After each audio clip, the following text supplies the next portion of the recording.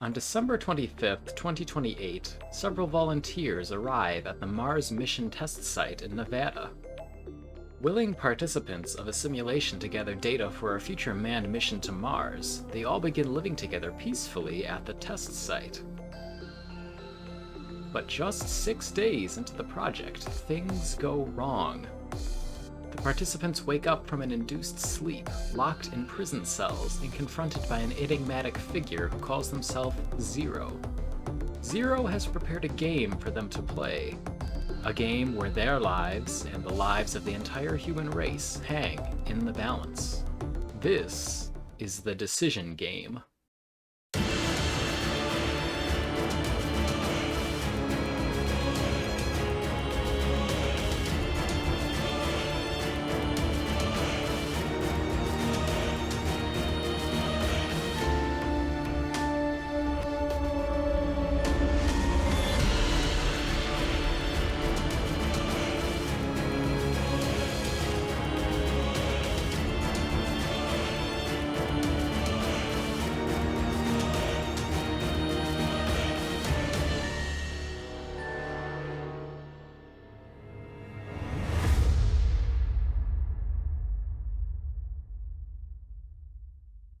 Zero Time Dilemma is the third and final game in the Zero Escape Trilogy, which began with 9 Hours, 9 Persons, 9 Doors on the DS in 2010, continued with Zero Escape Virtue's Last Reward on the 3DS and Vita in 2012, and concluded with this game in 2016 for the 3DS, PS Vita, and PC.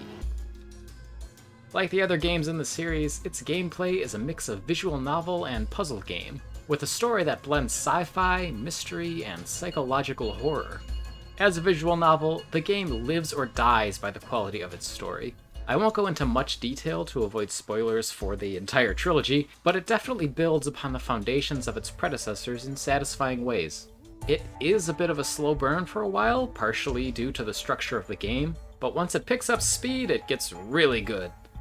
I enjoyed the story from the beginning, but there was definitely a point where I became completely hooked. The structure of the game is a bit different from its predecessors. In the previous games, you played through the story linearly, starting at the beginning, making choices that cause the story to branch and lead to different outcomes. You know, that's how stories work.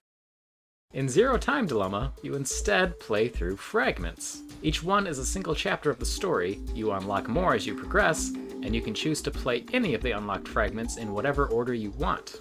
What makes the structure different is that fragments are not necessarily in order. After the very first fragment that introduces the characters and kicks off the plot, you will likely be a bit confused when starting a new fragment because it's not immediately clear when the fragment takes place or which branch of the story it takes place on. It's deliberately disorienting, meant to mirror the confusion the characters are facing, since they are routinely injected with a drug that puts them to sleep and causes them to lose their memories as part of the decision game. Once you complete a fragment, you'll be able to see where it fits in the global flowchart. This is extremely useful, as the more fragments you complete, you're able to see more of the big picture. I enjoyed this non-linear method of storytelling. It was an interesting way to deliver the plot, and it was nice to gradually get a sense of how everything fit together. Each fragment follows one of the 3 teams. In the decision game, the characters are split into 3 teams of 3. As the player, you take on the role of each team's leader, in charge of making the important decisions and solving the puzzles that arise. The decisions you make can lead to some pretty harrowing situations. In-game negative consequences of your choices are basically non-existent, since you can easily see one outcome, and then jump back to the choice and choose the other option to see what happens. Still, though, I definitely regretted some of the decisions I made, but I picked them both to satisfy my morbid curiosity and to complete the entire global flowchart. Zero Time Dilemma is definitely the most graphic and gory game in the Zero Escape series, and some of the more intense scenes will definitely stay with me for a while. As for the puzzles in the game, they're more of the escape room style puzzles the series is known for, and they were quite fun. It took me a while to get used to this kind of puzzle solving again. I found myself getting stuck in some of the earlier puzzles I tried and looked up a walkthrough a few times when I felt I'd exhausted every available option. Some of my struggles were from objects in the rooms that I hadn't seen yet, and some were just stupid mistakes on my part. You really need to be thorough when searching the rooms for clues, and that was something I'd forgotten in the time since I played Virtue's Last Reward.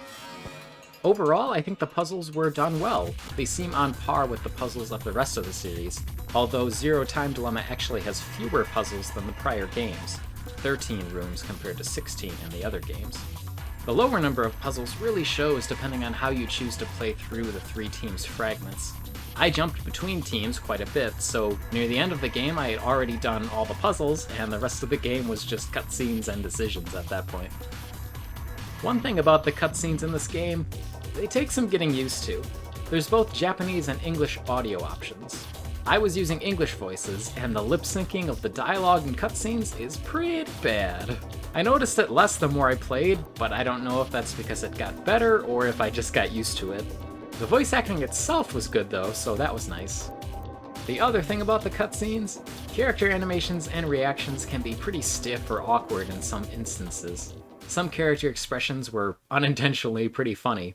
There was at least one time when a character was supposed to be shocked, so they stand there with their mouth open, and other than that they're completely still, and it just made me think of the surprised Pikachu meme. I just couldn't take it seriously. Also, be prepared to see some really blurry textures in a few places. The PC version is based on the Vita version, and from what I've read it uses pretty much the same textures, which really shows sometimes. What probably looked fine on the Vita's 960 by 544 resolution doesn't look quite the same at 1080p. So how does Zero Time Dilemma compare to the rest of the series? I enjoyed all 3 games, but if I had to rank them, I'd probably put 999 first by a pretty wide margin, Virtue's Last Reward second, and Zero Time Dilemma third. Don't get me wrong, I still enjoyed the game. It's another good story with some cool twists and fun puzzles. But the rest of the series sets a very high bar, and after finishing Zero Time Dilemma, I can't help but feel that it's the weakest entry in the series.